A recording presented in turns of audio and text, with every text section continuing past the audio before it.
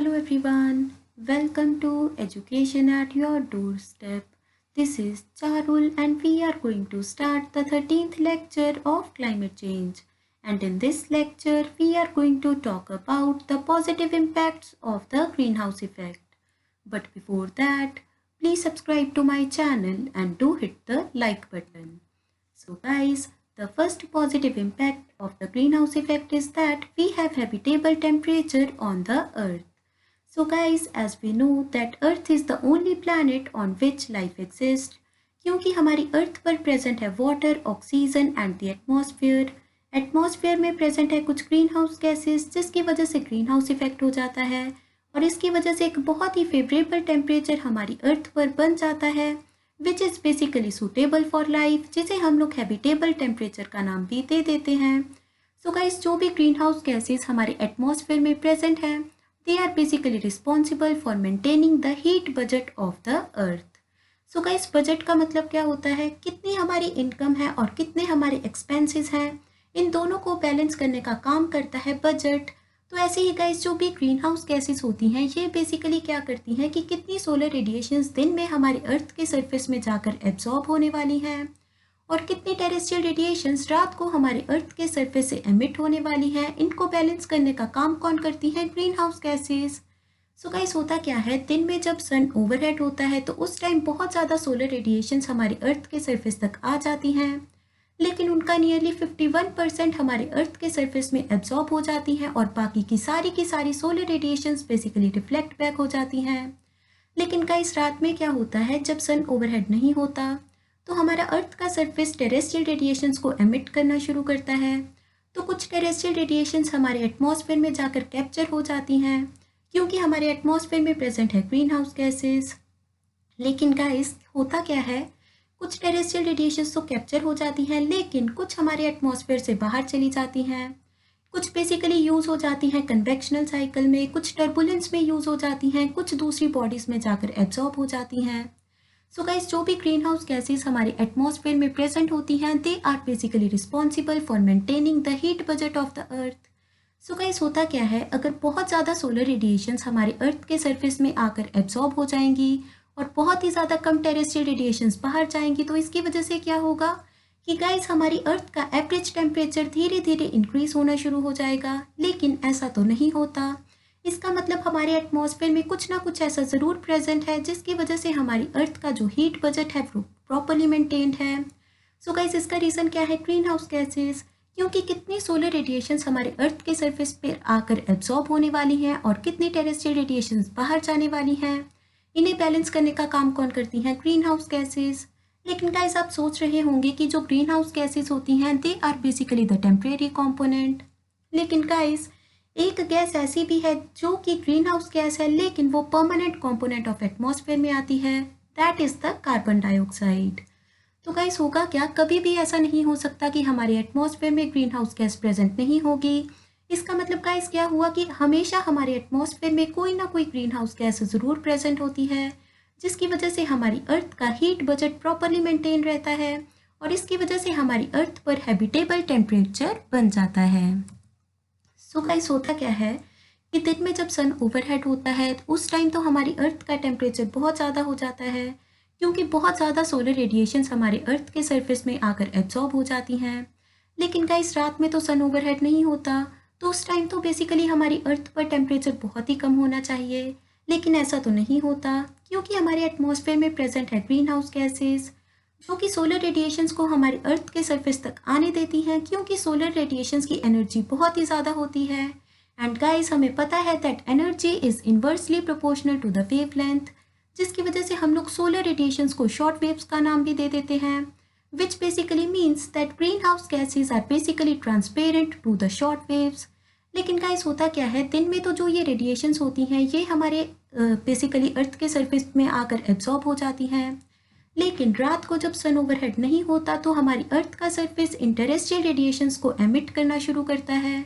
लेकिन गाइस, अगर किसी भी चीज़ को एब्जॉर्ब करके रिलीज़ किया जाए तो कुछ ना कुछ एनर्जी लॉस वहाँ पर हो जाता है, जिसकी वजह से गाइस होता क्या है कि टेरेस्ट्रियल रेडिएशंस की एनर्जी बहुत ही ज़्यादा कम हो जाती है, जिसकी वजह से हम लोग टेरेस्ट्रियल रेडिएशंस को लॉन्ग वेव्स का नाम भी दे देते हैं। लेकिन गाइस, होता क्या है कि जो भी ग्रीन हाउस गैसेस हमारे एटमॉस्फेयर में प्रेजेंट हैं they are basically transparent to the short waves, लेकिन रात को जो भी terrestrial radiations long waves emit हो रही होती हैं वो सारी की सारी कैप्चर हो जाती है हमारे अर्थ पर, क्योंकि हमारे एटमॉस्फेयर में प्रेजेंट है ग्रीन हाउस गैसेस।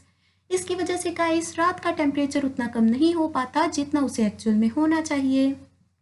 तो गाइस होगा क्या, जिन जिन एरियाज में जो ग्रीन हाउस गैसेस की एमिशन है वो बहुत ज़्यादा है, मतलब वहाँ पर एटमॉस्फेयर में ग्रीन हाउस गैसेस की कॉन्सेंट्रेशन बहुत ज़्यादा है, वहाँ पर दिन और रात के टेम्परेचर में डिफरेंस बहुत ही कम होता है।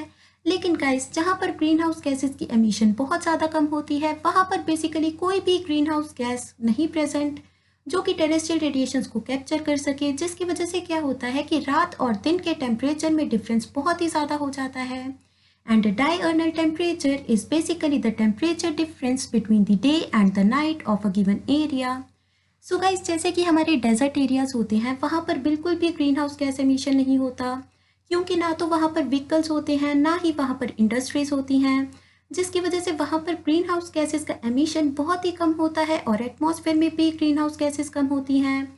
इसकी वजह से गाइस होता क्या है कि दिन में तो सोलर रेडिएशंस आकर डेजर्ट एरियाज में एब्जॉर्ब हो जाती हैं, लेकिन रात में जो भी टेरेस्ट्रियल रेडिएशंस एमिट करती है हमारी अर्थ की सरफेस वो बेसिकली सीधा एटमॉस्फेयर से बाहर चली जाती हैं, क्योंकि कोई भी चीज़ उनको रोकने के लिए नहीं है। तो इसकी वजह से क्या होता है कि जो डेजर्ट एरियाज होते हैं वहाँ पर दिन में टेम्परेचर बहुत ही ज़्यादा और रात में बहुत ही कम हो जाता है।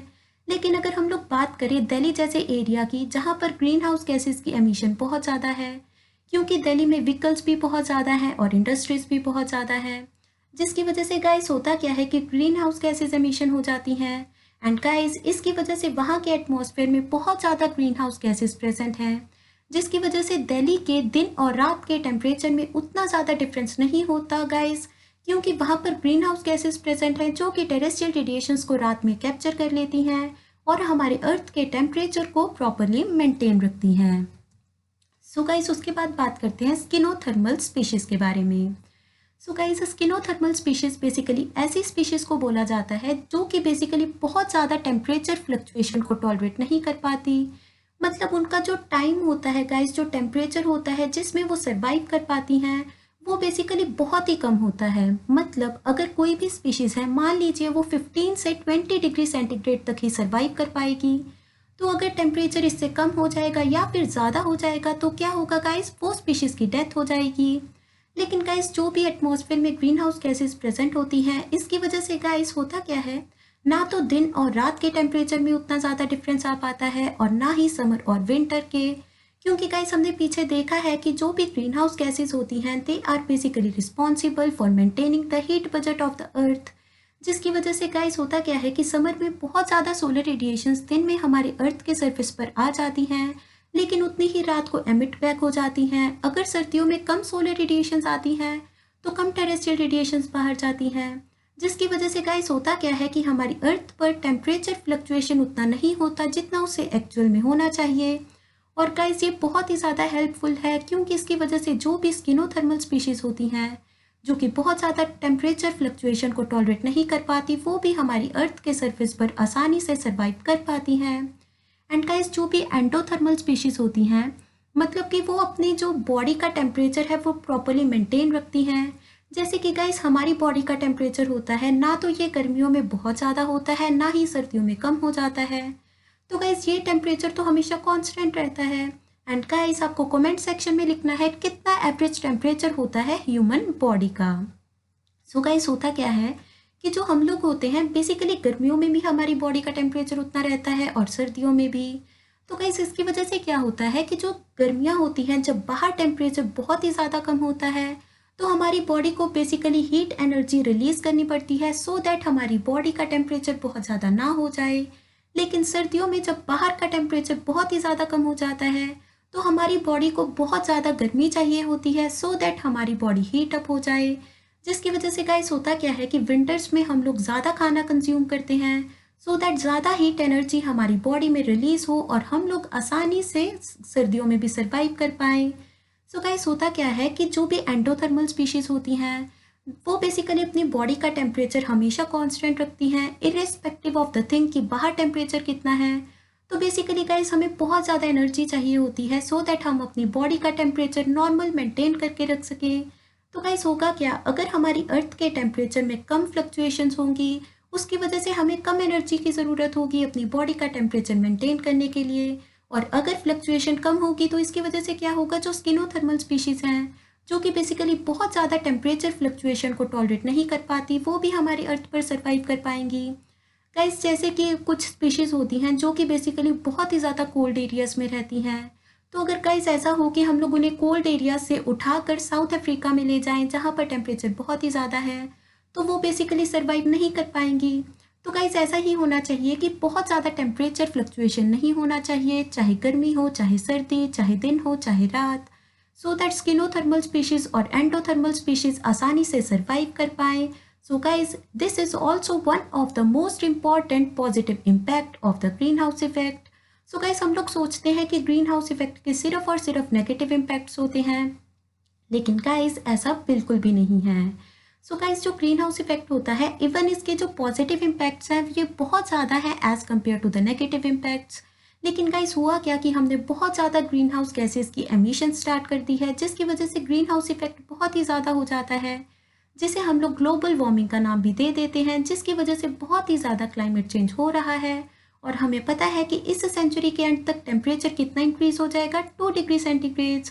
So guys, that's all for today. If you enjoyed my video, then do like, share and subscribe. Thank you so much.